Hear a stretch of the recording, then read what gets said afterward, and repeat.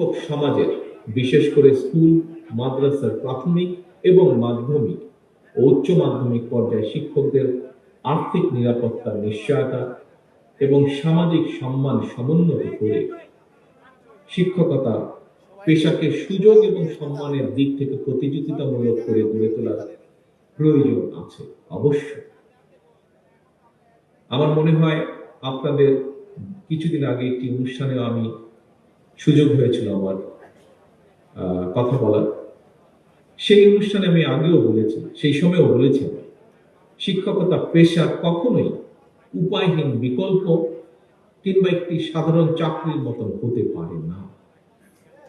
বরং শিক্ষা দীক্ষায় সবচেয়ে মেধাবী মানুষটি যাতে কর্মজীবনে প্রথম অগ্রাধিকার হিসাবে শিক্ষকতা পেশাকে বেছে নিতে পারেন বা নিতে আগ্রহী হয়ে ওঠেন। বিএনপির শিক্ষক নিয়োগ এবং শিক্ষা ব্যবস্থাকে সেভাবেই ঢেলে সাজানোর পরিকল্পনা আমরা করছি এবং সে নিয়েও আমরা কাজ করছি।